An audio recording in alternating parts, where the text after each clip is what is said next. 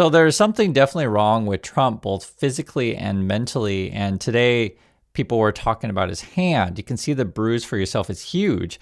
It says Trump's left hand, not the one that's usually disfigured, now has a large bruise and is discolored. This is today in Davos. Someone else asked about this. They said, I asked the White House about this bruise. Again, it's just this massive thing. Per Karen Levitt, quote, at the Board of Peace event today in Davos, President Trump hit his hand in the corner of the signing table, causing it to bruise. Okay. A White House official also noted his aspirin usage. He didn't have one at the start of the BOP event. Now that matters because that means if indeed he didn't have a bruise at the beginning and has a bruise at the end, I mean, that's a major bruise like so quickly. What is going on with this dude? I'll say this. They had to turn the plane around. They said it was minor electrical issues. That was on his way to Davos. And the first thing my wife said was like, I wonder if there's some sort of, health thing. I thought the same thing as well. You never know with this stuff. I'll just say this. I mean, you can clearly see the bruise. So something physically is going on there. I mean, it's a huge bruise. Usually he put makeup on his bruise and stuff. We don't talk about his hand all the time. But in this particular case, it's just so massive. You can't ignore it. This person also says, President Trump, who turns 80 in June, is regularly photographed with bruising on the back of his right hand, which is a dominant hand. The White House has said it's because he takes daily aspirin and shakes a lot of hands. Today, the president has photographed with a large bruise on the back of his left hand. So we're talking about both hands here. Another person also pointed out, so now a bruise on both of Trump's hands from aspirin and handshaking. Got to be a secret handshake on Trump's Board of Peace. That's where we're at. The perils of ambidextrous handshaking. This is Trump's left hand. If there's something wrong with President Trump's health, the public needs to know about it. I mean, okay, so one, you can just visually see something's wrong with the dude's hand, right? That's just objectively, that's what it is. Also, if you watch any of his speeches, it seemed like he was gasping for air. He would do a lot of the, like it was kind of end the, well, to say your health doesn't look great, right? I don't think he's got much time left. That's my opinion on this stuff. And it's multiple reasons you could talk about, be it just midterms politically, as now we got a new poll, even Fox News basically showing that he's down in the polls. They say here, King of the Hill, Democrats hold a slight advantage heading into midterm elections, a new poll. New York Times, Siena University, with 48% of registered voters saying they would support a Democratic candidate if the midterms elections held today, compared to 43% for a Republican candidate. So even Fox News is showing the polls. I mean, he's going to be a lame duck soon enough. He was even tweeting about this. You know it's serious when he gets mad about the polls. He says, something has to be done about the fake polls, right? If it's a poll that he likes, it's the most best poll in the history, the tremendous poll. If it's a poll that he doesn't like, then it must be fake, right? That's according to Trump. They are out of control. We have the greatest economy in the history of the country. We have the strongest border in the history. Nobody's ever done a job like I have done. And they have me now in the low 40s. See, he's literally mentions of the Democrats destroyed healthcare, according to Trump. I'm trying to fix it. They give me fake low numbers, fake polls on the economy, on the border, and just about everything are ridiculous and dangerous. The real polls have been great. That's what they call it. And he goes on about Trump derangement system and calls everything fake and fraudulent. That's according to Trump. But yeah, even Fox News is talking about his numbers are down. Vance is talking about the economy being the Titanic. Have a take a look at this. This is something I want you to hear. The Democrats talk a lot about the affordability crisis in the United States of America.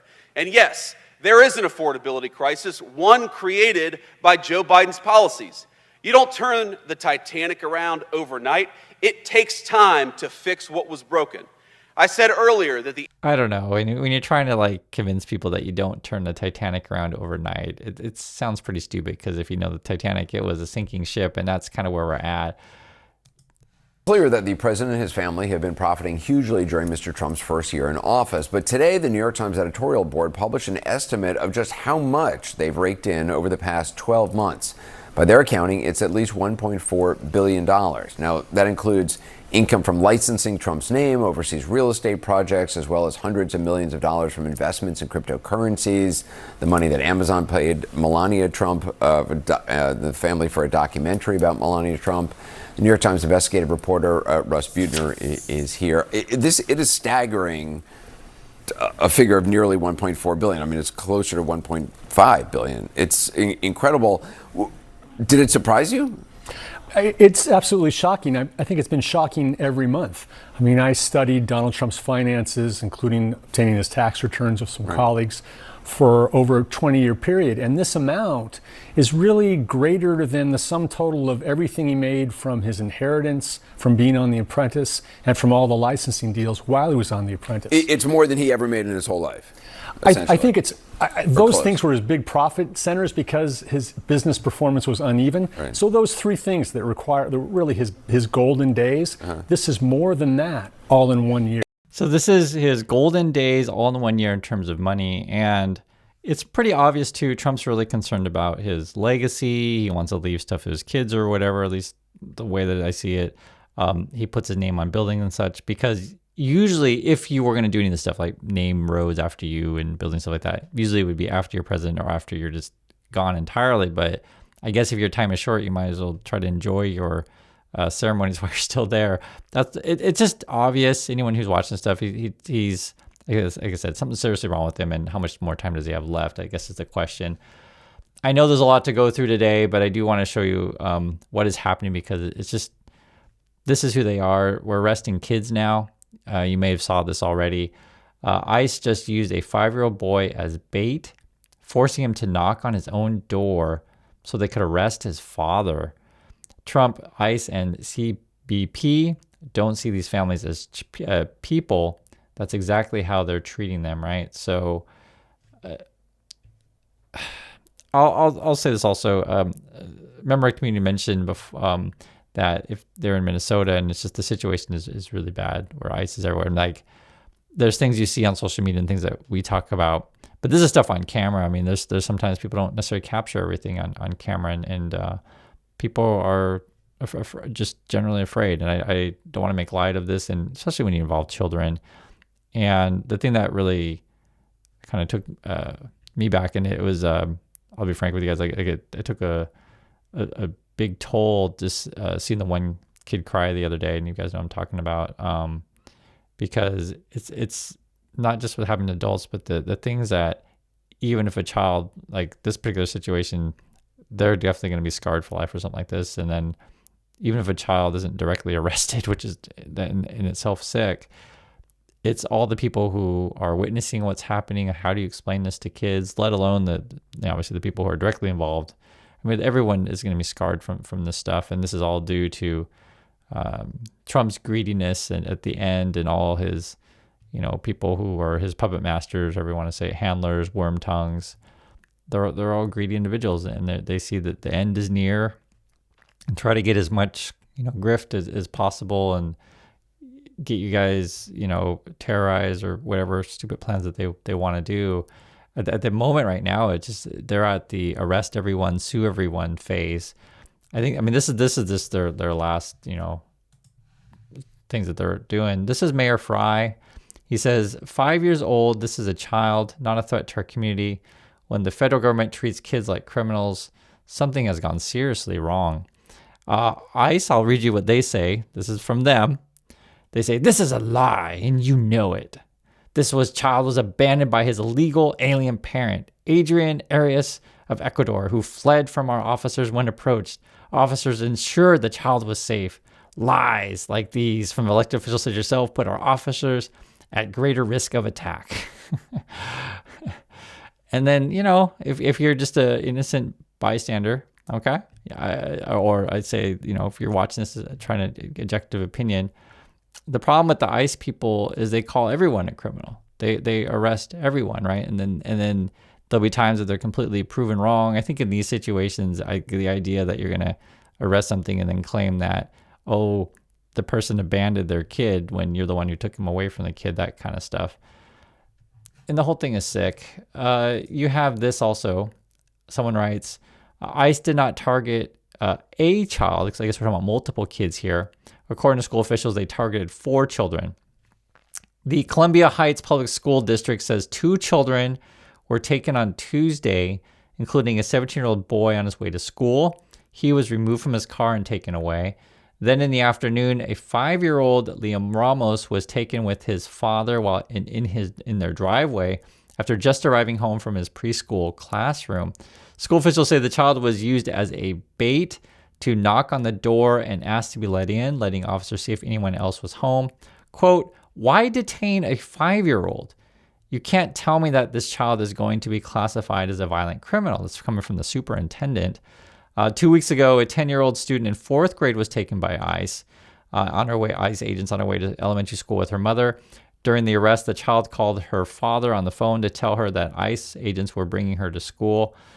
The father then came to the school to find out that both his daughter and wife had been taken. And this is why, people are upset, obviously, for this stuff. And then I heard that they're now in Maine now. So they're going to multiple states.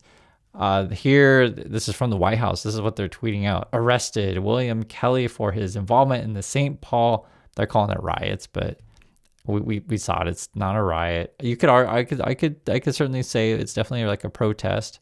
Riot? No, it's definitely not a riot. And they say checkmate, and I mean it's just like,